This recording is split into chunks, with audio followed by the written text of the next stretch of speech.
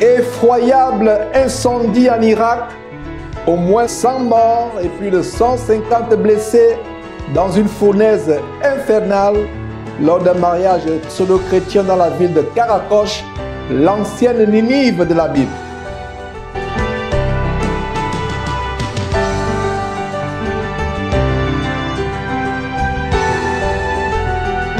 Le Gabon sous le choc. Un capitaine d'armée qui envoyait depuis plusieurs années son neveu capturer les enfants pour des meurtres rituels.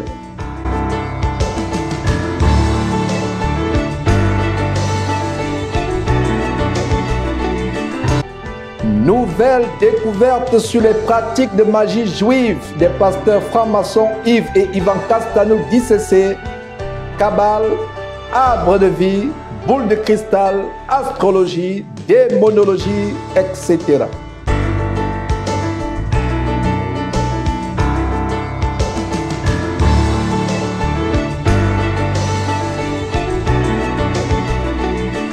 Tel est le sommaire du tour du monde des actualités internationales affectant les chrétiens en ce grand jour de l'an de grâce 2023, le lundi, le 2 octobre.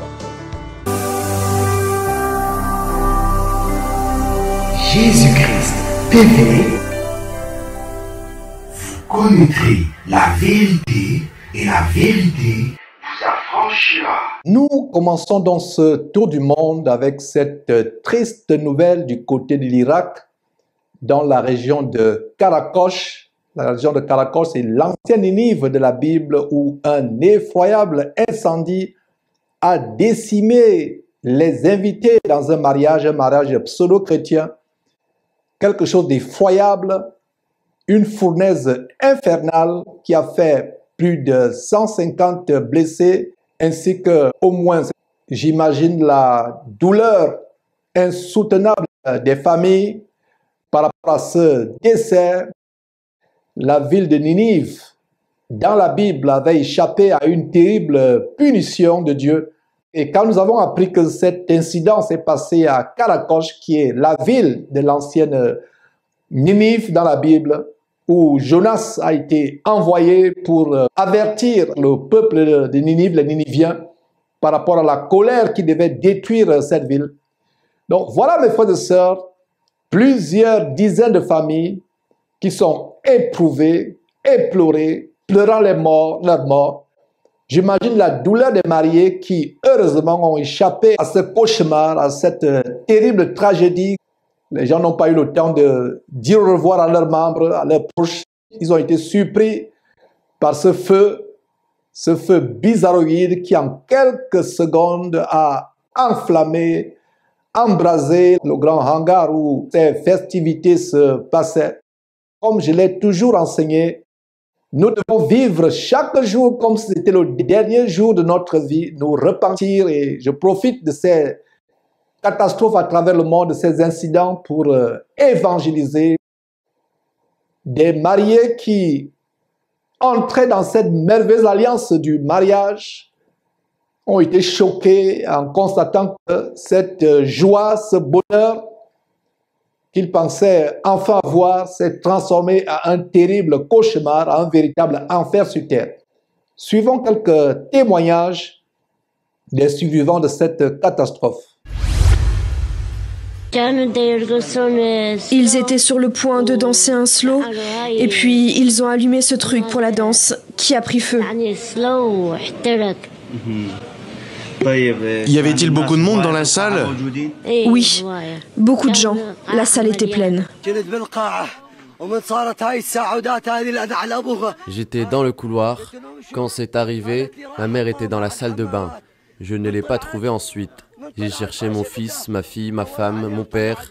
Je ne les ai pas trouvés non plus. Ils ont disparu. Je l'ai habillé moi-même avec ses vêtements. Je maudis l'or avec lequel j'ai habillé ma fille. Amer a vu 22 personnes de sa famille brûlées dans l'incendie. J'ai vu les corps brûlés de beaucoup de personnes. L'une d'elles était mon cousin, il a été entièrement brûlé. On ne voyait plus sa peau, c'était une situation horrible. Il y avait entre 800 et 900 personnes dans la salle. Y a-t-il encore des gens sous les décombres? Oui, mais ils doivent être devenus poussière maintenant. Je ne pense pas qu'il y ait quelqu'un de vivant. Nous avons évacué tout le monde. Ceux qui sont morts étaient pour la plupart des femmes, des enfants ou des hommes? Des femmes, des enfants, des hommes, tous. Comment est-ce arrivé? Que dire? Ils étaient sur le point de danser un slow. Alors ils ont allumé un feu d'artifice. Il a touché le plafond, qui a pris feu. Et combien de temps cela a-t-il pris? Quelques secondes. La salle entière a pris feu en quelques secondes. On était 800, 900 au minimum.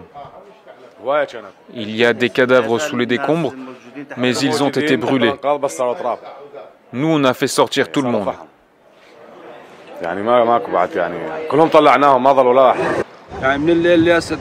Je cherche mes proches dans tous les hôpitaux, mais on ne trouve pas. On nous a dit à Erbil. Nous avons appelé là-bas et ils ne trouvent pas non plus. Honnêtement, nous ne pouvons demander de compte à personne. En fait, cela pourrait être la faute des organisateurs de la fête, les propriétaires de la salle. Ou cela pourrait être un défaut technique qui a causé tous ces dégâts et ces destructions. Les feux d'artifice ont commencé et des décorations en plumes suspendues au plafond ont pris feu. Le responsable de la salle a ouvert la porte, révélant un immense incendie. J'étais assis à l'intérieur et j'ai réussi à atteindre la porte en quelques secondes. Ma famille se trouvait également à l'intérieur et nous avons immédiatement commencé à les faire sortir. Nous crions, l'incendie était absolument catastrophique. J'ai vu mon frère qui travaille avec moi ouvrir la porte et nous crier de sortir. Le climatiseur a explosé au-dessus de nos têtes. La situation était indescriptible. Les gens brûlaient et criaient sous mes yeux. C'est terrible, mes frères et sœurs, c'est terrible ce qui s'est passé. Ces témoignages sont tellement affligeants. Voilà des personnes qui, au milieu de la joie, au milieu de l'euphorie, au milieu des festivités, pendant qu'ils festoyaient, ils sont descendus dans le séjour des morts. C'est vraiment triste. Ce témoignage, par exemple, de ce père qui dit qu'il maudit l'ordre auquel il a habillé sa fille. L'autre père qui n'arrive pas à retrouver quelques membres de sa famille dans les hôpitaux. Beaucoup qui ont été transformés en poussière, en cendres. Environ 800 personnes dans cette salle. Plus de 100 sont morts. Plus de 150 blessés. Cela se passe dans la ville de Ninive, dans la Bible. J'ai toujours conseillé aux vrais chrétiens de se marier de manière très simple, sans extravagance, sans ces feux d'artifice, sans cette musique mondaine. Et voilà une région où pensent qu'ils sont chrétiens, c'est une région en prédominance catholique. Et vous et moi, nous savons que le catholicisme n'a rien de biblique. C'est une invention de la papauté, c'est une invention de Rome. Donc voilà des personnes qui festoyaient, qui sont morts en pleine réjouissance. Le couple était sur le point d'ouvrir le bal dansant avec un slow, danser un slow. Et voilà comment ils ont été emportés par cette fournaise ardente. C'est vraiment terrible.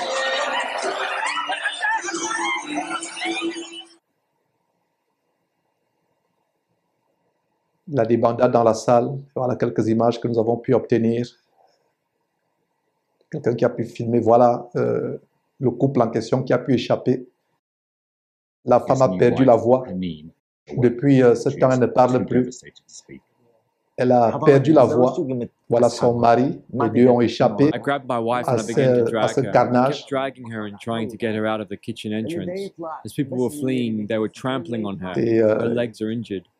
Et beaucoup ont été écrasés. Vous voyez la photo et en passant, Les vrais chrétiens ne doivent pas s'habiller de cette manière.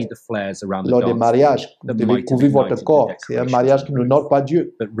Avec les mondanités, les choses du monde, les feux d'artifice. La femme ne parle plus en passant, ils sont recherchés.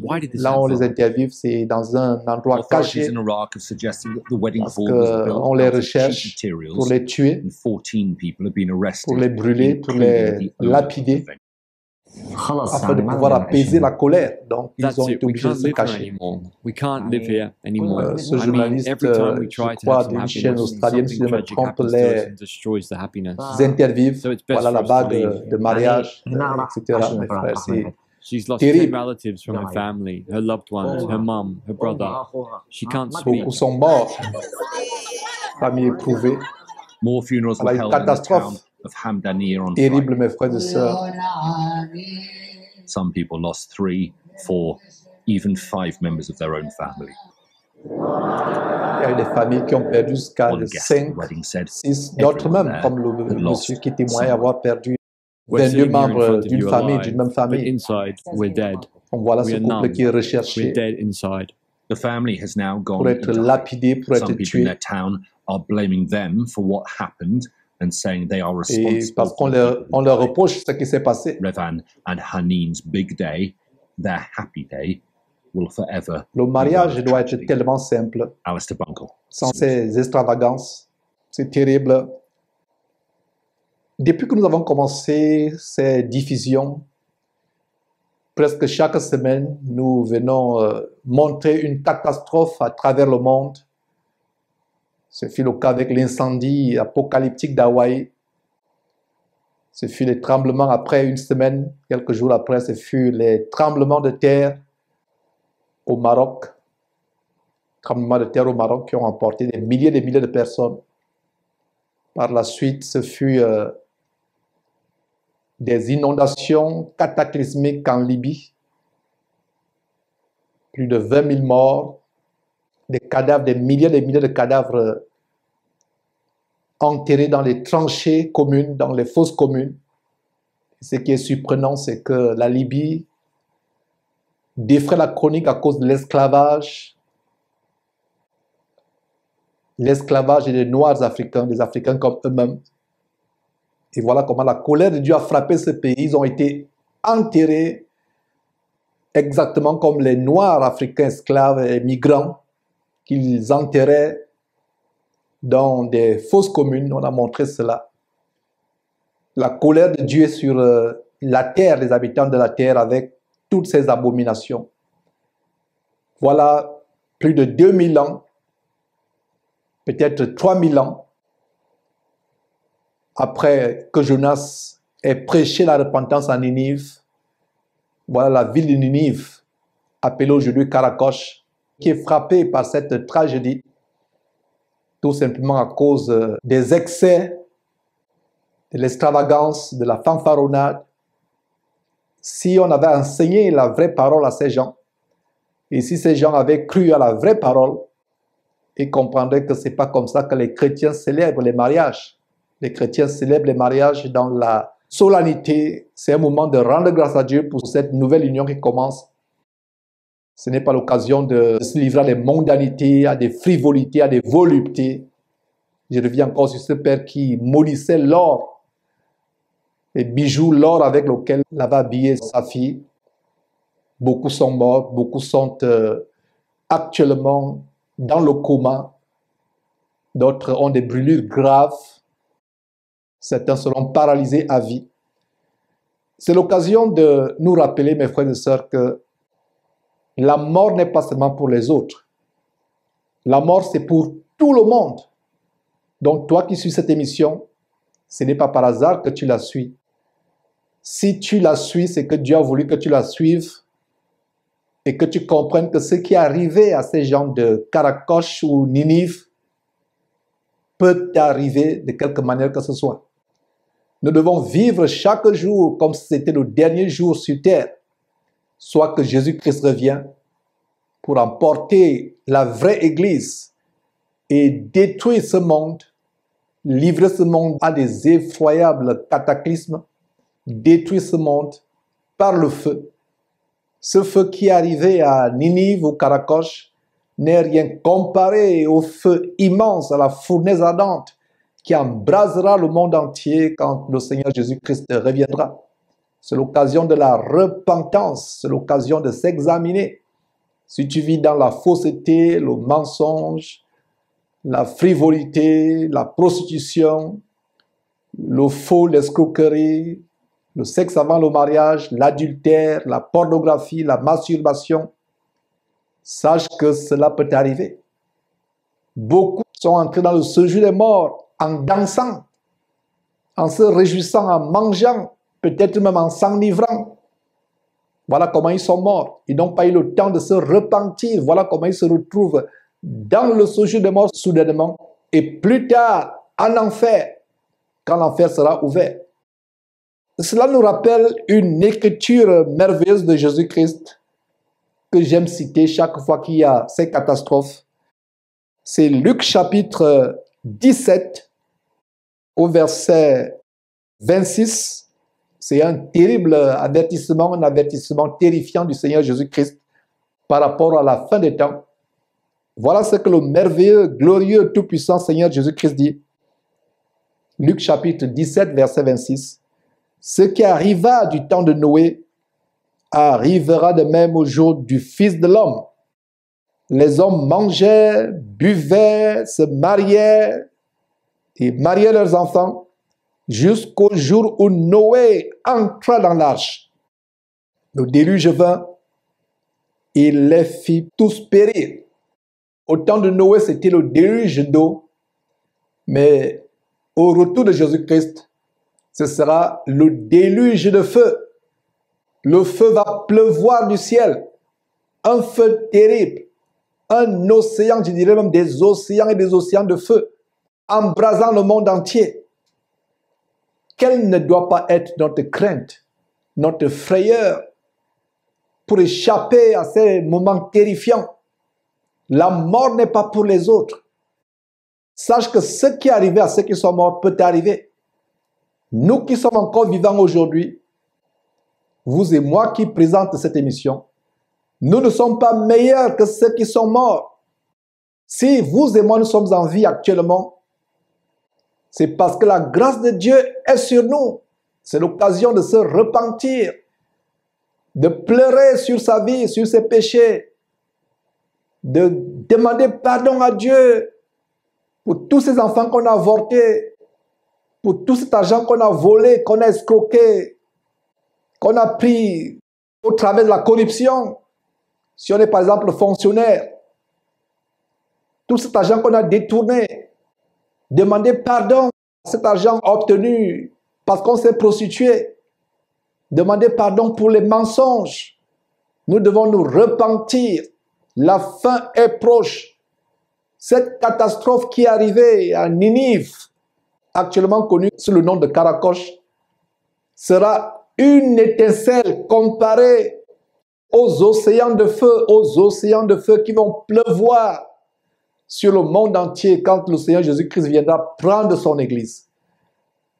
Alors, si tu as suivi cette émission et que tu as le cœur touché et que tu as subitement la crainte et que tu voudrais te repentir, je t'invite à faire avec moi cette prière. Fais cette prière, prosterne-toi, mets-toi à genoux, implore Dieu et répète après moi. Ce n'est pas une récitation, c'est un exemple de prière. Nous ne faisons pas de récitation. Quand nous adressons des prières à Dieu, nous ne faisons pas de récitation.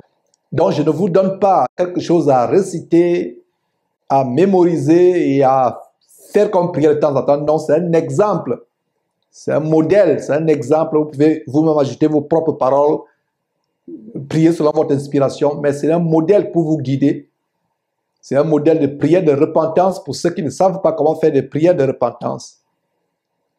Alors, fais cette prière de repentance. C'est un modèle, je précise que c'est un modèle. Et répète après moi. Seigneur Jésus, en suivant ce prédicateur qui vient de présenter ces images effroyables. Je suis saisi de crainte par rapport à ma vie. Je suis touché par rapport à ma vie. Je reconnais que ma vie a été une vie nauséabonde, une vie souillée, une vie sale. Je reconnais m'être vautré dans toutes sortes de péchés, le mensonge, le vol, la prostitution, les avortements, la fréquentation des marabouts, l'adultère, allant avec les hommes d'autrui, allant avec les femmes d'autrui. J'ai fait de mauvaises choses, j'ai fait des choses terribles. Énumérer ce que j'ai fait de mauvais me prendrait beaucoup de temps. Mais je reconnais une chose, ma vie est sale. Et je reconnais qu'il n'y a que toi, Seigneur Jésus-Christ, qui peut me délivrer, qui peut me sauver. J'aimerais ne pas aller dans cet endroit que j'ai entendu, l'enfer, le lac de feu et de soufre qui ne s'éteint jamais. J'aimerais plutôt être avec toi dans ton paradis, dans ton royaume, le royaume de ton Père. Tu es mort pour un pécheur comme moi sur la croix. Aie pitié de moi. Accorde-moi le don de repentance. Donne-moi de me repentir véritablement. Donne-moi d'être touché par ton évangile. J'aimerais te connaître davantage. J'aimerais être délivré de mes péchés, de tout ce que j'ai fait de mal. Je veux t'accepter comme mon Seigneur et Sauveur. Je crois du fond de mon cœur que tu es le Fils de Dieu, que tu es mort sur la croix pour moi, que Dieu t'a ressuscité d'entre les morts. Je crois qu'avec toi, j'ai le salut. Si je crois en toi et si je me repens, si je regrette amèrement tout ce que j'ai fait, je regrette ce qu'a été ma vie, je regrette tout ce que j'ai fait. Oh Seigneur Jésus, Seigneur Jésus-Christ, aie pitié de moi, délivre-moi, exerce ta miséricorde à mon égard. Merci pour tout ce que tu as fait pour moi sur la croix. Merci de ce que tu intercèdes auprès de ton Père, Dieu dans le ciel, pour des pécheurs comme moi. Pardonne-moi mes péchés, s'il te plaît. Je t'implore avec larmes, pardonne-moi mes péchés. Je suis touché, ma vie me dégoûte. Je regrette tout ce que j'ai fait comme péché. Pardonne-moi, Seigneur Jésus-Christ. Merci, merci infiniment, grand Dieu, pour ce merveilleux Seigneur Jésus-Christ que tu as envoyé mourir sur la croix pour mes péchés. C'est au nom de Jésus-Christ que j'ai prié. Amen. Voilà, ayant fait cette prière, je peux te garantir que tu es sur la voie pour le ciel. Mais ce n'est pas tout, ce n'est que le commencement. Trouve-toi une Bible, de préférence la Bible Louis II 1910, pas les Louis II frélatés ou d'autres Bibles frélatées, mais la Bible Louis II 1910, la Bible française Louis II 1910, commence à la lire. Et si tu veux en savoir plus, nous avons des enseignements bibliques tous les dimanches. Nos contacts défilent au bas de cet écran, au bas de cette vidéo. Nos contacts défilent. Nos contacts WhatsApp et Telegram ainsi que notre email. Tu peux nous contacter. Voilà. Alors, mes frères, c'était la première partie de ce tour du monde. Nous allons prendre une petite pause. Quand nous revenons, c'est pour partir au Gabon avec cette histoire effroyable des sacrifices humains, des crimes rituels pour avoir des promotions, pour avoir du pouvoir, pour avoir de l'avancement, pour avoir des promotions, pour avoir de l'argent. C'est terrible, mes frères et sœurs. Vous connaîtrez la vérité vous affranchira.